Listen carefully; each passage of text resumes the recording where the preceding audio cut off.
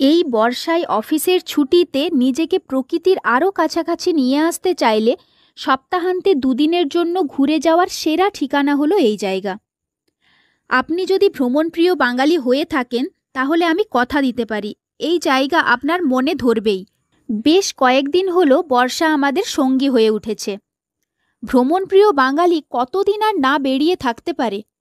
তাই প্রকৃতি যেমনই হোক না কেন বেড়াতে তো যেতেই হবে। তাই রোদ বৃষ্টির এই লুকোচুরি খেলার সাথেই রইল আপনাদের জন্য এই বর্ষায় ঘুরতে যাবার সেরা ঠিকানা, যেখানে প্রকৃতি যেন তার সব সৌন্দর্য উজাড় করে দিয়েছে, যেখানে একবার গেলে বারবার যেতে মন চাইবে। কলকাতা থেকে কিন্তু খুব একটা দূরে নয় জায়গাটা। মাত্র কয়েক ঘন্টার মধ্যেই চলে আসা যায় আদিবাসী অধ্যুষিত এই প্রকৃতির মাঝে। আদিবাসীদের লালনে পালনে এখানকার প্রকৃতি যেন নিজেকে এক অদ্ভুতভাবে বাঁচিয়ে রেখেছে। নমস্কার বন্ধুরা, মাই লাইফস্টাইল মোড়ে আপনাদের সকলকে অনেক অনেক স্বাগত জানাই। তো আজ আমরা আবারও বেরিয়ে পড়েছি উইকেন্ড ট্রিপের জন্য। এইবারে আমাদের গন্তব্য হচ্ছে ঝিলিমিলি।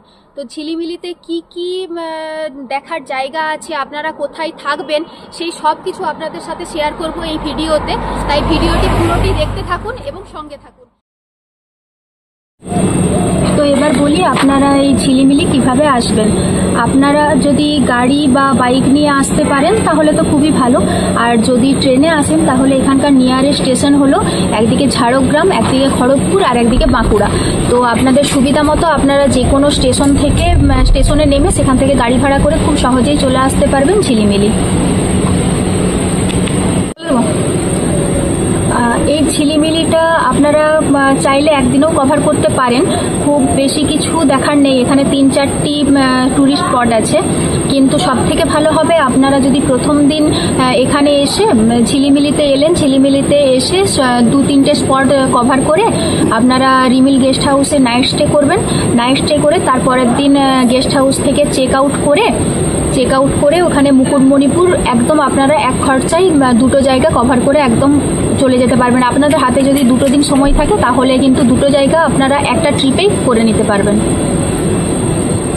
দেখতে পাচ্ছেন এইদিকে যেই রাস্তাটা সোজা চলে যাচ্ছে, এটা যাচ্ছে একদম সুতান ফরেস্ট। ওই রাস্তা ধরে বরাবর গেলে আপনারা সুতান ফরেস্টে পৌঁছে যাবেন। সেখানে একটি ওয়াচ টাওয়ার আছে খুব সুন্দর, আর সেই ওয়াচ টাওয়ারের ওপর থেকে কিন্তু ভিউটা খুব সুন্দর আসে। আর এমনিতেও এখন বর্ষাকালে চারিপাশ একদম সবুজ সতেজ হয়ে আছে, তার মধ্যে ওপর থেকে আশা করি এই অরণ্যের ভিডিও আপনাদের খুব ভালো লাগবে। এখন আমি যেখানে দাঁড়িয়ে রয়েছি সেটি হলো 12 মাইল ফরেস্ট। এখান থেকে আমরা এবার এগিয়ে যাব সুতান ফরেস্টের দিকে।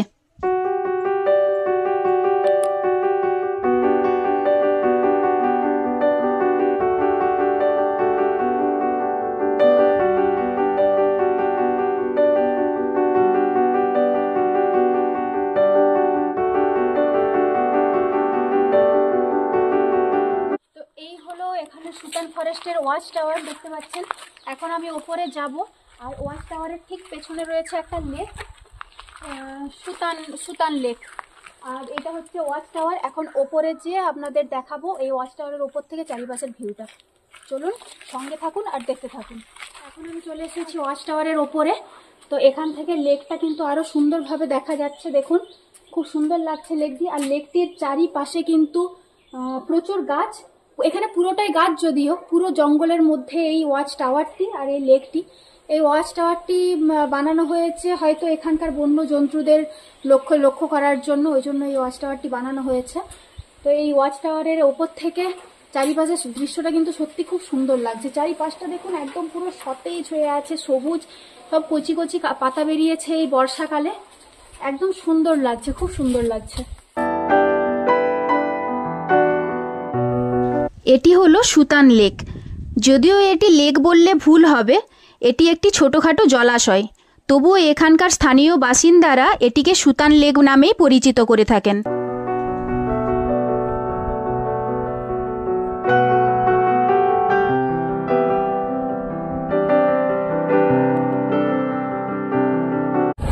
আমরা এখন চলে এসেছি তালবেড়িয়া ড্যামে। তো চলুন ওপর থেকে ওইদিকে লেকটা আপনাদের সাথে শেয়ার করছি। ওপর থেকে ওইদিকের ভিউটা খুব সুন্দর।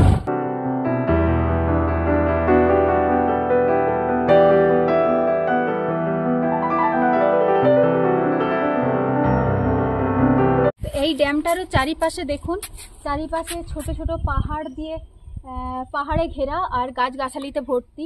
এখান থেকে আশা করি সূর্যাস্তটা খুব ভালো দেখা যাবে।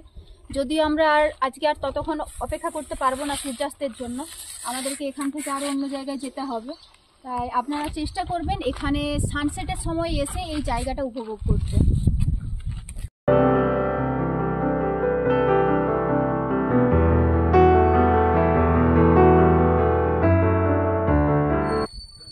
তো আপনারা যদি নৌকায় ভ্রমণ করতে চান, এখানে দুটো নাম্বার দেওয়া আছে, এই নাম্বারে কল করে নিতে হবে। সবসময় হয়তো বোটে লোক থাকে না, তো তাই এই নাম্বারে কল করে নেবেন আপনারা যদি বোট রাইডিং করতে চান। এখানে দেখতে পাচ্ছেন যে এই বোটগুলি রাখা আছে, এই বোটগুলিতে আপনারা রাইডিং করতে চাইলে ওপরে যে দুটি নাম্বার আপনাদের সাথে শেয়ার করলাম ওই নাম্বারে কল করে নেবেন।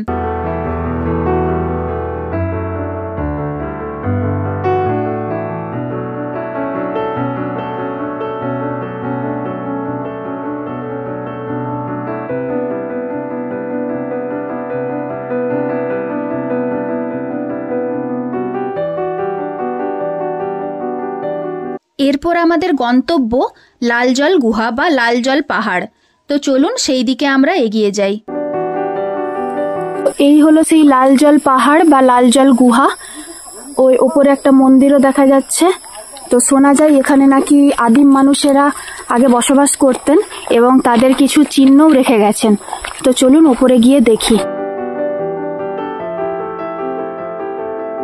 রাস্তাটা কিন্তু খুবই বিপজ্জনক, তাই আপনারা যদি ওঠেন তাহলে খুব সাবধানে আপনাদেরকে এগিয়ে যেতে হবে।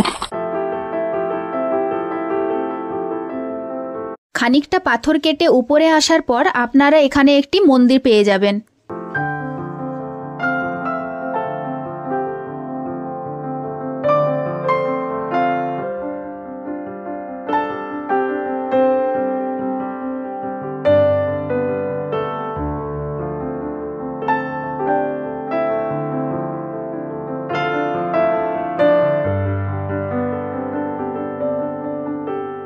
আরও খানিকটা ওপরে আসার পর আপনারা পেয়ে যাবেন এখানে একটি ছোটোখাটো গুহা, যেই গুহাটির সামনে একটি হরিণের মূর্তি করে রাখা আছে। এই গুহার ভেতরে চাইলে আপনারা ঢুকতে পারেন। এখন বর্ষাকাল, সেই কারণে আমরা গুহার ভেতরে ঢোকার রিস্কটা আর নিলাম না।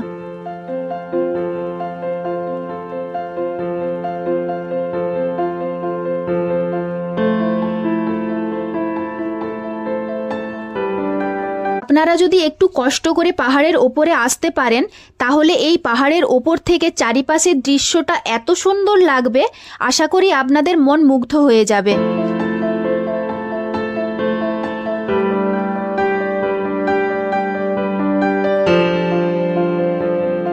এবার আসি থাকার কথায়। আপনারা ঝিলিমিলিতে এসে কোথায় থাকবেন? যেহেতু আমাদের বাড়ি সামনাসামনি, তাই আমরা থাকার প্ল্যান করে আসিনি, কিন্তু আপনারা ঝিলিমিলিতে এসে কোথায় থাকবেন তার জন্য একটি রিসর্টের সন্ধান দিয়ে রাখলাম আপনাদের। এই রিসর্টের পরিবেশটি এতটাই সুন্দর যে আপনি যেই বয়সেরই হন না কেন এখানে এসে আপনার ভালো লাগতে বাধ্য। এখানে বড়দের জন্য যেমন রয়েছে সবুজে ঘেরা প্রত্যেকটি কটেজ, তার সাথে নানান পাখির ডাকের সাথে সময় কাটানোর সুযোগ, ঠিক তেমনি ছোটদের মনোরঞ্জনের জন্য রয়েছে একটি ছোট পার্ক।